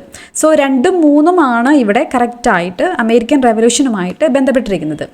സോ ഈ ഡിവൈൻ റൈറ്റ്സ് തിയറി അല്ലെങ്കിൽ ഡിവൈൻ കിങ്ഷിപ്പ് തിയറി എന്നൊക്കെ പറയുന്നത് ഫ്രഞ്ച് റെവല്യൂഷനുമായിട്ടും ബന്ധമുണ്ട്. ഗ്ലോറിയസ് റെവല്യൂഷൻ ഓഫ് ഇംഗ്ലണ്ട്, അവിടെയൊക്കെയാണ് ഈ രാജാക്കന്മാർ ദൈവതുല്യമായിട്ട് കൺസിഡർ ചെയ്തിരുന്നത്. മെയിനായിട്ടും അവിടെയുള്ള രാജാക്കന്മാരാണ്. ഓക്കെ, അപ്പം ഇംഗ്ലണ്ടിലെ റെവല്യൂഷനുമായിട്ടും ഫ്രാൻസിലെ റെവല്യൂഷനും ഒക്കെ ആയിട്ടാണ് കൂടുതൽ ആയിട്ട് ബന്ധപ്പെട്ടിരിക്കുന്നത്. എന്തായാലും അമേരിക്കൻ സ്വാതന്ത്ര്യ സമരവുമായിട്ട് ബന്ധമില്ല. ഇവിടെ 2, 3 എന്നുള്ളതാണ് ഇവിടെ കറക്റ്റ് ആയിട്ടുള്ള ആൻസർ ആയിട്ട് വരുന്നത്. ഓക്കെ, ഇനി നെക്സ്റ്റ് ക്വസ്റ്റ്യൻ നോക്കാം. ഇന്റർനാഷണൽ മോണിറ്ററി ഫണ്ട് ഇപ്പോഴത്തെ മാനേജിംഗ് ഡയറക്ടർ, ഇതിലെന്തെങ്കിലും മാറ്റങ്ങൾ വരുന്നുണ്ടോ എന്നുള്ളത് എക്സാം എഴുതുന്ന സമയത്ത് നിർബന്ധമായിട്ടും നോക്കിയിട്ട് വേണം. സോ ഇവിടെ ആൻസർ വരുന്നത് ക്രിസ്റ്റലീന ജോർജീവിയാണ് IMFന്റെ മാനേജിംഗ് ഡയറക്ടർ ആയിട്ടുള്ളത്. നെക്സ്റ്റ് ക്വസ്റ്റ്യൻ, ബാസ്റ്റലിൻ്റെ പതനം ഏത് വിപ്ലവവുമായി ബന്ധപ്പെട്ടിരിക്കുന്നു? വളരെ ഇമ്പോർട്ടൻ്റ് ആയിട്ട് നടന്ന സംഭവമാണ് ബാസ്റ്റലിൻ്റെ പതനം. ഫ്രഞ്ച് വിപ്ലവത്തിൻ്റെ തുടക്കം എന്നൊക്കെ വിശേഷിപ്പിക്കുന്നത് ബാസ്റ്റൽ ജയിലിൻ്റെ പതനമാണ്. സോ ഫ്രഞ്ച് വിപ്ലവം എന്നുള്ളതാണ് ആൻസർ ആയിട്ട് വരുന്നത്. അടുത്തത്, താഴെ പറയുന്നവയിൽ ഏതാണ് 1917 റഷ്യൻ വിപ്ലവവുമായി ബന്ധപ്പെട്ടതാണ് ചോദിച്ചേക്കുന്നത്. സാർസുകളുടെ ഏകാധിപത്യ ഭരണം കറക്റ്റാണ്. അവിടെ സാസ് രാജവംശമാണ് റഷ്യയിൽ ഭരിച്ചിരുന്നത്, കറക്റ്റാണ്. ബോസ്റ്റൺ ടീ പാർട്ടി, ബോസ്റ്റൺ ഏതുമായിട്ട് റിലേറ്റ് ചെയ്തതാണ്? അമേരിക്കയുമായിട്ട് ബന്ധപ്പെട്ടതാണ്. അപ്പോൾ അവിടെ എന്തായാലും അത് വരില്ല. സോഷ്യലിസ്റ്റ് പാർട്ടികളുടെ രൂപീകരണം, അത് കറക്റ്റാണ്. സ്റ്റാമ്പ് ബാഗ്സ് എവിടെയാണ്? സ്റ്റാമ്പ് ബാഗ്സ് അമേരിക്കയിലാണ് അല്ലേ. 1765 ബ്രിട്ടൻ അവരുടെ കോളനികൾക്ക് മേലിൽ പാസ്സാക്കപ്പെടുന്ന, അമേരിക്കൻ കോളനീസിന് മേലിൽ പാസ്സാക്കപ്പെടുന്ന നിയമങ്ങളാണ് സ്റ്റാമ്പ് ബാഗ്സ്. സോ അതും റഷ്യയുമായിട്ട് ബന്ധപ്പെട്ടതല്ല. അപ്പോൾ ബന്ധപ്പെട്ടതാണ് ചോദിച്ചേക്കുന്നത് 1ഉം 3ഉം. സോ ഓപ്ഷൻ B ആണ് ഇവിടെ കറക്റ്റ് ആയിട്ടുള്ള ആൻസർ ആയിട്ട് വരുന്നത്. നെക്സ്റ്റ് ക്വസ്റ്റ്യൻ, ഇന്റർനാഷണൽ ലേബർ ഓർഗനൈസേഷൻ്റെ ഇപ്പോഴത്തെ ഡയറക്ടർ ജനറൽ. സോ റിപ്പീറ്റ് ചെയ്യുന്നുണ്ട്, ഓർഗനൈസേഷൻ്റെ ഹെഡ്സ് വളരെയധികം ഇമ്പോർട്ടൻ്റ് ആണ്. സോ ഇവിടെ ആൻസർ വരുന്നത് ഓപ്ഷൻ B, ഗിൽബർട്ട് F. ഹോങ്ബോ എന്നുള്ള വ്യക്തിയാണ് ഇപ്പോഴത്തെ ഡയറക്ടർ ജനറൽ. നെക്സ്റ്റ് ക്വസ്റ്റ്യൻ, ഇത് കുറച്ച് അഡ്വാൻസ്ഡ് ലെവലിലുള്ള ഒരു റാങ്ക് മേക്കിംഗ് എന്നൊക്കെ പറയാം. അപ്പോൾ ഇത് കുറച്ച് ടഫായിട്ടുള്ള ഒരു ക്വസ്റ്റ്യൻ ആണ്. ഡിഗ്രി ലെവലിന് ചോദിച്ചിട്ടുള്ള ഒരു ചോദ്യമാണ്. Consider the following events of second world war. Second world വാറിനോടനുബന്ധിച്ച് നടന്നിട്ടുള്ള കുറേ കോൺഫറൻസുകളാണ് കൊടുത്തിരിക്കുന്നത്. ഇതിൻ്റെ ക്രൊണോളജിക്കൽ ഓർഡറിൽ ഏതാണ് ആദ്യം നടന്നത് എന്നുള്ളതിൻ്റെ ഓർഡറിൽ എഴുതാനുള്ളതാണ് ക്വസ്റ്റ്യൻ. സോ യാൽട്ട സമ്മേളനം, Yalta conference, Tehran meeting, Casablanca conference, Dumbarton Oaks conference. അപ്പോൾ ഇതിൽ യാൽട്ട കോൺഫറൻസ് നമുക്ക് അറിയാമായിരിക്കും അല്ലേ, UN-ന്റെ ഫോർമേഷനുമായിട്ട് ബന്ധപ്പെട്ട് നമ്മൾ പഠിക്കുന്നതാണ്. സോ അത് 1945 ഇനി ടെഹ്റാൻ മീറ്റിംഗ് കുറച്ച് പേർക്കൊക്കെ അറിയായിരിക്കും. Tehran conference 1943 നടന്നിട്ടുള്ളതാണ്. പക്ഷേ ഇത് രണ്ടും അറിഞ്ഞാലും ഇത് നമുക്ക് ഓപ്ഷനിലോട്ട് എഴുതാൻ കുറച്ച് ബുദ്ധിമുട്ടാണ്. സോ ഇത് കുറച്ച് ഹൈ ലെവലുള്ള ക്വസ്റ്റ്യൻ ആണ്. സോ കാസബ്ലാങ്ക കോൺഫറൻസ് എന്ന് പറയുമ്പോൾ 1943 നടന്നിട്ടുള്ള ഒരു കോൺഫറൻസ് ആണ്. രണ്ടാം ലോക മഹായുദ്ധവുമായിട്ട് ബന്ധപ്പെട്ട് നടന്നിട്ടുള്ള ഒരു കോൺഫറൻസ് ആണ്. കാസബ്ലാങ്ക എന്ന് പറയുമ്പോൾ മൊറോക്കോയിലുള്ള ഒരു സ്ഥലമാണ്. സോ അതാണ് ഇതിൽ ആദ്യം നടന്നിട്ടുള്ള ഇവൻറ്റ്. 1943 തന്നെ ആദ്യം നടന്നിട്ടുള്ളത് കാസബ്ലാങ്ക കോൺഫറൻസ് ആണ്. സോ 3 ആദ്യത്തെ ഓപ്ഷൻ എന്ന് പറയുന്നത്, ആദ്യം വരുന്ന ഇവൻറ്റ്. ഇനി സെക്കൻഡ് എന്ന് പറയുമ്പോൾ ടെഹ്റാൻ മീറ്റിംഗ്. ടെഹ്റാൻ മീറ്റിങ്ങും 1943 നവംബർ ഡിസംബർ ആ ഒരു സമയത്തൊക്കെ നടന്നേക്കുന്നതാണ്. സോ അതാണ് സെക്കൻഡ് നടന്നിട്ടുള്ളത്. ഡംബാക്ടൺ ഓക്സ് കോൺഫറൻസ് അത് 1944 വാഷിങ്ടണിൽ വെച്ച് നടന്നിട്ടുള്ള വാഷിങ്ടൺ അടുത്തിട്ടുള്ള ഒരു സ്ഥലമാണ്. അവിടെ നടന്നിട്ടുള്ളതാണ് ഡംബാക്ടൺ ഓക്സ് സമ്മേളനം എന്ന് പറയുന്നത്. സോ അതാണ് 3 നടന്നത്. യാൽട്ട കോൺഫറൻസ് 1945 അതാണ് 4 നടന്നേക്കുന്നത്. സോ ഓപ്ഷൻ എ ആണ് ഇവിടെ. 3, 2, 4, 1 എന്നുള്ളതാണ് ഇതിൻ്റെ ക്രൊണോളജിക്കൽ ഓർഡർ എന്ന് പറയുന്നത്. സോ ഇത് കുറച്ച് അഡ്വാൻസ് ലെവൽ UPSC ലെവലൊക്കെ ക്വസ്റ്റ്യൻ ആണ്. Next question, which of the following are related to French revolution. French റെവല്യൂഷനുമായിട്ട് ബന്ധപ്പെട്ടത് ഏതൊക്കെയാണെന്നുള്ളതാണ് ചോദ്യം. A watershed movement in modern history, അത് കറക്റ്റ് ആയിട്ടുള്ള സ്റ്റേറ്റ്മെൻ്റ് ആണ്. The siege of the Bastille ജയിലിൻ്റെ പതനം, അതും ഫ്രഞ്ചുമായിട്ട് ബന്ധപ്പെട്ടതാണ്. Jean Jacques Rousseau is considers as the father of revolution. So ഇവിടെ ചെറിയൊരു കൺഫ്യൂഷൻ അല്ലേ, അത് പലപ്പോഴും ഈ PSC തന്നെ പല ക്വസ്റ്റ്യനും ഡിഫറെൻ്റ് ആൻസറൊക്കെ കൊടുത്ത് വന്നിട്ടുണ്ട്. അപ്പോൾ ഇവിടെ നമുക്ക് അങ്ങനെ രീതിയിൽ അനുമാനിക്കാം. പിന്നെന്നുണ്ടെങ്കിൽ നമുക്ക് ഓപ്ഷനിൽ ഇവിടെ വേറെ ഒന്നും സ്യൂട്ടബിൾ ആയിട്ട് വരുന്നില്ല. സോ അങ്ങനെ നമുക്ക് ആൻസറിലോട്ട് എത്താം. സോ ഇവിടെ 3ാമത്തെ പോയിന്റ് കാണുമ്പോൾ ചിലർക്കെങ്കിലും ഒരു കൺഫ്യൂഷൻ ഉണ്ടാവാനായിട്ടുള്ള സാധ്യതയുണ്ട്. റൂസോ നമ്മൾ പഠിച്ചിരിക്കുന്നത് ഫ്രഞ്ച് റെവല്യൂഷൻ്റെ പിതാവ് ആയിട്ടല്ല, പ്രവാചകനായിട്ടാണ്. പിതാവ് നമ്മൾ വോൾട്ടയർ ആണ് പഠിച്ചേക്കുന്നത്. പിന്നെ ടെന്നീസ് കോർട്ട് പ്രതിജ്ഞ അല്ലേ, ടെന്നീസ് കോർട്ട് പ്രതിജ്ഞയൊക്കെ ഫ്രഞ്ച് റെവല്യൂഷനുമായിട്ട് ബന്ധപ്പെട്ടതാണ്. സോ ഇവിടെ ഓപ്ഷൻ ഡി ആണ് ആൻസർ കൊടുത്തിരിക്കുന്നത്. കുറച്ച് കൺഫ്യൂസിങ് ആയിട്ടുള്ള ക്വസ്റ്റ്യൻ ആണ്. പക്ഷേ ഇവിടെ 3 ഇല്ലാത്ത വേറെ ഓപ്ഷൻ ഒന്നുമില്ല. 3 ഇല്ലാത്ത ഓപ്ഷൻ എന്ന് പറയുമ്പോൾ ഇവിടെ C മാത്രമേ ഉള്ളൂ, 4 ഓൺലി മാത്രമേ ഉള്ളൂ. പക്ഷേ അതല്ല ആൻസർ ആയിട്ട് വരുന്നത്. അങ്ങനെ ഒരു രീതിയിലൊക്കെ നമുക്ക് വേണമെങ്കിൽ ആൻസറിലോട്ട് എത്താം. പക്ഷേ കുറച്ച് കൺഫ്യൂസിങ് ആണ്. നമ്മൾ ഈ ഫാദർ പ്രൊഫറ്റ് എന്നൊക്കെ അങ്ങോട്ടും ഇങ്ങോട്ടൊക്കെ അതിൽ ഫോക്കസ് ചെയ്ത് കഴിഞ്ഞാൽ കുറച്ച് പാടാണ്. സോ നമുക്കിവിടെ ആൻസറിലോട്ട് എത്താൻ പറ്റുന്നത് ഓപ്ഷൻ ഡി ആണ്. നെക്സ്റ്റ് ക്വസ്റ്റ്യൻ നോക്കാം. ഇവിടെ വീണ്ടും current director general of food and agricultural organisation. So നമ്മൾ നേരത്തെ പറഞ്ഞതുപോലെ തന്നെ വേൾഡിലെ ഇമ്പോർട്ടൻ്റ് ആയിട്ടുള്ള ഓർഗനൈസേഷൻ്റെ ഒക്കെ ഹെഡ് ആരാണെന്നുള്ളത് നിർബന്ധമായിട്ടും പഠിച്ചിരിക്കണം. So Kristalina Georgieva, Qu Dongyu, Achim Steiner, sir John Boyd Orr. Okay, അപ്പോൾ ഇവിടെ FAOൻ്റെ ഹെഡ് എന്ന് പറയുന്നത് ക്യൂ ഡോങ്ങു എന്ന് പറയുന്ന ഓപ്ഷൻ ബി ആണ് കറക്റ്റ് ആയിട്ടുള്ള ആൻസർ ആയിട്ട് വരുന്നത്. Next question, town meeting of the world എന്നറിയപ്പെടുന്നത് UNOയുടെ ഏത് സംഘടനയാണ്? UNOയുടെ ഏത് സംഘടനയാണ് town meeting of the world? Meeting എന്ന് പറയുമ്പോൾ തന്നെ നമുക്ക് വേണമെങ്കിൽ ഓപ്ഷനിലോട്ട് എത്താം അല്ലേ. മീറ്റിംഗ് എവിടെയാണ് നടക്കുന്നത്? സമ്മേളനം അല്ലേ, അതിൻ്റെ ഒരു ഇംഗ്ലീഷ് വാക്കാണ് മീനിങ്. പൊതുസമ്മേളനമാണ് town meeting of the world എന്നറിയപ്പെടുന്ന UNOയുടെ പാർട്ട് എന്ന് പറയുന്നത്.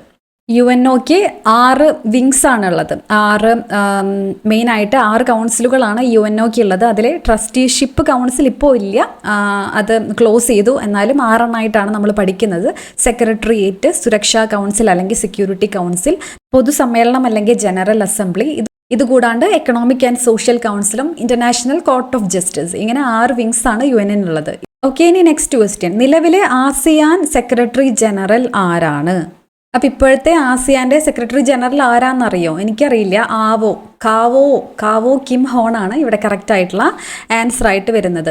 സോ ഈ വീഡിയോ അത്യാവശ്യം ലെങ്തി ആയിരിക്കും, പക്ഷേ അപ്പോൾ ഇത് നിങ്ങൾ ബ്രേക്ക് ചെയ്തിട്ട് ഇടയ്ക്ക് കണ്ടിന്യൂസ് ആയിട്ട് കാണണമെന്നൊന്നുമില്ല, ഇടയ്ക്ക് ബ്രേക്ക് ചെയ്തിട്ട് ഫുള്ളായിട്ട് കണ്ടു നിർത്താം. ഇതിൻ്റെ എഫക്റ്റ് തീർച്ചയായിട്ടും നിങ്ങൾക്ക് തന്നെയാണ്. ഓക്കെ, അപ്പോൾ നമുക്ക് എന്തായാലും നെക്സ്റ്റ് ക്വസ്റ്റ്യൻ നോക്കാം. താഴെ പറയുന്നവയിൽ ഏതാണ് ശരിയായി ചേരുംപടി ചേരുന്നത്? ഇടയ്ക്കൊരു ബ്രേക്കൊക്കെ എടുത്ത് അങ്ങോട്ടും ഇങ്ങോട്ടൊക്കെ നടന്നിട്ട് ഒന്ന് ഉഷാറായിട്ട് പിന്നെ ശ്രദ്ധിക്കാം. ഓക്കെ, നെക്സ്റ്റ് ക്വസ്റ്റ്യൻ, താഴെ പറയുന്നവയിൽ ഏതാണ് ശരിയായി ചേരുംപടി ചേരുന്നത്?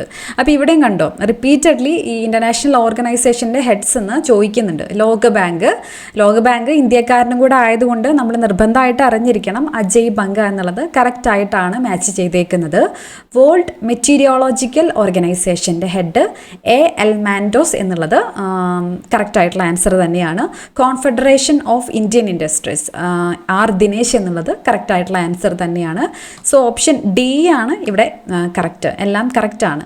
സോ ഇത് നിങ്ങൾ അപ്ഡേറ്റ് ചെയ്ത് പോകണം കേട്ടോ. എക്സാം നിങ്ങൾ പ്രിപ്പയർ ചെയ്യുമ്പോൾ നിങ്ങൾ ഏത് എക്സാമിന് വേണ്ടിയിട്ടാണോ പഠിക്കുന്നത് ആ ഒരു സമയത്ത് നിർബന്ധമായിട്ട് നോക്കണം. ഇത് മാറ്റങ്ങൾ വരാം. സോ അപ്ഡേറ്റ് ചെയ്തിട്ട് പോകാനായിട്ട് ശ്രദ്ധിക്കാം. നെക്സ്റ്റ് ക്വസ്റ്റ്യൻ അത്ര ക്ലിയർ ഉണ്ടാവില്ല, ക്വസ്റ്റ്യൻ പേപ്പറിൽ നിന്ന് കട്ട് ചെയ്തത് കൊണ്ടാണ്.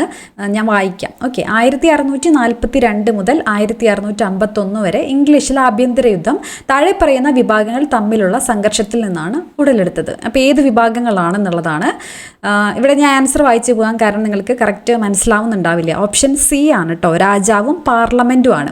രാജാവും സഭയും തമ്മിലല്ല, രാജാവും ഫ്യൂഡൽ പ്രഭുക്കന്മാരും രാജാവും സൈന്യവും, ഇതാണ് ബാക്കിയുള്ള ഓപ്ഷൻസ്. രാജാവും പാർലമെൻറ്റും തമ്മിലുള്ള ഇഷ്യൂസ് കാരണമാണ് ഇംഗ്ലീഷിലെ ആഭ്യന്തര യുദ്ധം ഉടലെടുത്തത്. ഓക്കെ, ഇനി next question. American war of independence was entered by the treaty of Paris അല്ലേ? 1783 ട്രീറ്റി ഓഫ് പാരീസ് വഴിയാണ് അമേരിക്കൻ വാർ ഓഫ് ഇൻഡിപെൻഡൻസ് അവസാനിച്ചത്. 81 യുദ്ധം അവസാനിക്കുന്നുണ്ട്. 1775 മുതൽ 1781 വരെ യുദ്ധം നടക്കുന്നുണ്ട്, യുദ്ധം അവസാനിക്കുന്നുണ്ട്. പക്ഷെ ഒഫീഷ്യലി ഒരു ട്രീറ്റി വഴി അവസാനിക്കുന്നത് 1783 പാരീസ് ഉടമ്പടി വഴിയാണ്. Okay, next question. Who was chairman of Philadelphia convention of 1787? അപ്പോൾ ഇതാണ് ഞാൻ പറഞ്ഞത്, ഇവിടെ നമുക്ക് കൺഫ്യൂഷൻ വരാൻ പാടില്ല. ഫിലാഡൽഫിയ കൺവെൻഷൻ അല്ലെങ്കിൽ കോൺസ്റ്റിറ്റ്യൂഷൻ്റെ കൺവെൻഷൻ നടന്നത് 1787 ഫിലാഡൽഫിയയിൽ വെച്ചിട്ടാണ്.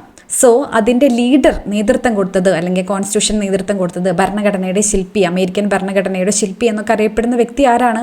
അത് ജെയിംസ് മാഡിസൺ ആണ്. സോ അതാണ് ഇവിടുത്തെ ആൻസർ അല്ല.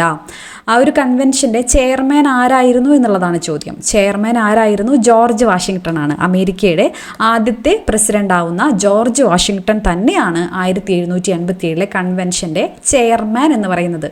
സോ അങ്ങോട്ടും ഇങ്ങോട്ടൊന്നും തെറ്റിക്കരുത്. Next question. Who is the current director general of world health organisation? WHO current director general എന്ന് പറയുന്നത് ഡോക്ടർ ടെഡ്രോസ് അദനോം ആണ്. സോ ഇത് പല ഓപ്ഷനിൽ നമ്മളിപ്പോൾ പല ക്വസ്റ്റ്യൻസ് ഹെഡിൻ്റെ കണ്ടല്ലേ. സോ എല്ലാ ഓപ്ഷനിലും ഇദ്ദേഹത്തിൻ്റെ പേര് നമുക്ക് കാണാനായിട്ട് പറ്റും. സോ വേൾഡ് ഹെൽത്ത് ഓർഗനൈസേഷൻ്റെ ഹെഡാണ് ഡോക്ടർ ടെഡ്രോസ് അദനം എന്ന് പറയുന്നത്. Next question. വുഡ്രോ വിൽസൺ തയ്യാറാക്കിയ 14 പരിപാടി ചർച്ച ചെയ്യാൻ പാരീസ് സമ്മേളനം ചേർന്ന വർഷം ഏതാണെന്നുള്ളതാണ് ചോദ്യം. സോ 1919 പാരീസ് പീസ് കോൺഫറൻസ് നടന്നത്. 1900 ഓപ്ഷൻ ബി ആണ് ഇവിടെ കറക്റ്റ് ആയിട്ടുള്ള ആൻസർ. 1918 2 വർഷമൊക്കെ അടുപ്പിടിച്ചൊക്കെ കൊടുത്തേക്കുന്നത് കൊണ്ട് മാറിപ്പോവരുത്. 1919 14 പരിപാടി ചർച്ച ചെയ്യാൻ വേണ്ടിയിട്ട് പാരീസ് പീസ് കോൺഫറൻസ് നടന്നത് എന്നുള്ളത് ആലോചിച്ചിരിക്കാം. Next question. ഫെബ്രുവരി വിപ്ലവത്തിന് നേതൃത്വം നൽകിയത്? ഫെബ്രുവരി വിപ്ലവം ഇതുമായിട്ട് ബന്ധപ്പെട്ടതാണ് റഷ്യൻ റെവല്യൂഷൻ. 1917 ഫെബ്രുവരി വിപ്ലവവും ഒക്ടോബർ വിപ്ലവവും ഒക്കെ നടക്കുന്നത്. അതിന് ഫെബ്രുവരി വിപ്ലവത്തിന് നേതൃത്വം നൽകിയത് മെൻഷെവിക്കുകളാണ്. കെരൻസിയുടെ നേതൃത്വത്തിലുള്ള മെൻഷെവിക്കുകളാണ്. പിന്നീട് ഒക്ടോബർ വിപ്ലവത്തിനാണ് ഇവരെ അട്ടിമറിച്ചുകൊണ്ട് ആര് കൈയടക്കുന്നത്? ബോൾഷെവിക്കുകൾ ലെനിൻ്റെ നേതൃത്വത്തിൽ ഭരണം കൈയടക്കുന്നത്. Okay, next question. ഫ്രഞ്ച് വിപ്ലവവുമായി ബന്ധപ്പെടുത്തി പറയാവുന്നത്? സോ ഇതിലേതൊക്കെയാണ്? ഈ ഒരു ഫോമാറ്റിലുള്ള ക്വസ്റ്റ്യൻസ് റിപ്പീറ്റഡ്ലി ചോദിക്കുന്നുണ്ട്. ഒരു റെവല്യൂഷൻ്റെ പേര് തന്നിട്ട് അതുമായിട്ട് ബന്ധപ്പെട്ടത് ചൂസ് ചെയ്യാൻ വേണ്ടിയിട്ട്. സോ വളരെ മനസ്സിലാക്കിയിട്ട് കാര്യങ്ങൾ പഠിച്ചാൽ മാത്രമാണ് നമുക്കിതിൻ്റെ ആൻസറിലോട്ട് എത്താനായിട്ട് പറ്റുള്ളൂ. ബോസ്റ്റൺ ടീ പാർട്ടി റിപ്പീറ്റഡ്ലി നമ്മൾ ഓപ്ഷനിലും ക്വസ്റ്റ്യനിലൊക്കെ കണ്ടുവരുന്നു. ബോസ്റ്റൺ ടീ പാർട്ടി അമേരിക്കൻ റെവല്യൂഷനുമായിട്ട് ബന്ധപ്പെട്ടതാണ്. വിപ്ലവങ്ങളുടെ മാതാവ് ഫ്രഞ്ച് വിപ്ലവവുമായി ബന്ധപ്പെടുത്തി പറയാവുന്നതാണ്. സോ ഇവിടെ ആൻസറിലോട്ട് എത്തി. ഓപ്ഷൻ ബി തന്നെയാണ് കറക്റ്റ് ആയിട്ടുള്ള ആൻസർ. സ്പെയിൻ പോർച്ചുഗൽ ആധിപത്യത്തിനെതിരായി അല്ല, അത് നമുക്ക് ലാറ്റിൻ അമേരിക്കൻ റെവല്യൂഷനുമായിട്ടൊക്കെ നമ്മൾ പഠിക്കുന്നതാണ്. സൺ യാറ്റ്സൺ ചൈനീസ് റെവല്യൂഷനുമായിട്ട് ബന്ധപ്പെട്ടതാണ്. സോ അടുത്ത ക്വസ്റ്റ്യൻ, മഹാശക്തികൾ തമ്മിലുള്ള പ്രതിരോധ ബന്ധം അർത്ഥമാക്കുന്നത്. സോ ഇത് യൂണിവേഴ്സിറ്റി അസിസ്റ്റന്റിന് ചോദിച്ചൊരു ചോദ്യമാണ്. സൂപ്പർ പവേഴ്സ് അല്ലേ, നമ്മൾ രണ്ടാം ലോക മഹായുദ്ധത്തിന് ശേഷം മെയിനായിട്ട് 2 സൂപ്പർ പവേഴ്സ് എമർജ് ചെയ്തു. അവർ തമ്മിൽ ശീതയുദ്ധം നടന്നു, കോൾഡ് വാർ നടന്നു, US-ഉം USSR-ഉം. അതിനെയാണ് ഇവിടെ മഹാശക്തികൾ എന്ന് ഉദ്ദേശിക്കുന്നത്, തമ്മിലുള്ള പ്രതിരോധ ബന്ധം അർത്ഥമാക്കുന്നത്. സോ ഇത് കറക്റ്റായിട്ട് ഇതിൻ്റെ സോഴ്സ് എവിടെയാണെന്ന് ഞാൻ കാണിച്ചു തരാം. സോ ഇത് NCERT ക്ലാസ് 12 +2കാരുടെ NCERT ഇത് കോൾഡ് വാർ ഇറ എന്ന് പറഞ്ഞിട്ട് ഒരു ചാപ്റ്റർ ഉണ്ട്. സോ അതിൽ നിന്ന് ചോദിച്ചിരിക്കുന്ന ഒരു ചോദ്യമാണ്. എവിടെയാണെന്ന് നമുക്ക് നോക്കാം. അപ്പോൾ ഈ ചാപ്റ്ററിൽ കോൾഡ് വാറിനെ കുറിച്ച് ഡീറ്റെയിൽ ആയിട്ട് പറയുന്നുണ്ട്. US, USSR അത് 2 സൈഡിലായിട്ട് സൂപ്പർ പവേഴ്സ് ആയിട്ട് എമർജ് ചെയ്യുന്നു, അങ്ങനെ ഡീറ്റെയിൽ ആയിട്ട് എല്ലാ കാര്യങ്ങളും പറയുന്നുണ്ട്. ഇവിടെ കൊടുത്തിരിക്കുന്നതാണ് this is called the logic of deterrence. The logic of deterrence അത് തന്നെയാണ് ഇവിടെ ക്വസ്റ്റ്യനിൽ ചോദിച്ചിരിക്കുന്നതും. Both sides have the capacity to retaliate against an attack and to cause so much destruction that neither can afford to initiate war. അപ്പോൾ ഇതാണ് വളരെ clear ആയിട്ട് ഇവിടെ ലോജിക് ഓഫ് ഡിറ്ററൻസ് എന്താണെന്ന് കൊടുത്തിട്ടുണ്ട്. അപ്പോൾ ഇത് തന്നെയാണ് ഇപ്പോൾ ഇംഗ്ലീഷിലെ ക്വസ്റ്റ്യൻ പേപ്പർ നിങ്ങൾ നോക്കുകയാണെങ്കിൽ ഈ അതേ സ്റ്റേറ്റ്മെൻറ്റ് തന്നെയാണ് കൊടുത്തിരിക്കുന്നത്. ഞാൻ മലയാളമാണ് നിങ്ങൾക്ക് ഫോളോ ചെയ്യാൻ എളുപ്പത്തിന് എടുത്തിരിക്കുന്നത്. സോ അതേ ക്വസ്റ്റ്യൻ, ഈ ഒരു വാചകം അതേതായിട്ട് ഓപ്ഷനിൽ ഇട്ട് കൊടുത്തിരിക്കുകയാണ്. അപ്പോൾ നമുക്കിനി എന്തായാലും ക്വസ്റ്റ്യൻ പേപ്പറിൽ പോയി നോക്കാം. ഇനി ഓപ്ഷൻ വായിച്ചിട്ട് നമുക്ക് ആൻസറിലോട്ട് എത്താൻ പറ്റുന്നുണ്ടോ നോക്കാം. ഒരു ആക്രമണത്തിനെതിരെ തിരിച്ചടിക്കാനും യുദ്ധം ആരംഭിക്കാൻ ആർക്കും കഴിയാത്തത്ര നാശം വരുത്താനും ഇരുപക്ഷത്തിനും ശേഷിയുണ്ട്. അപ്പോൾ അത് മലയാളത്തിൽ കൺവേർട്ട് ചെയ്തപ്പോൾ ഉള്ള അതേ അർത്ഥം തന്നെയാണ് അല്ലേ.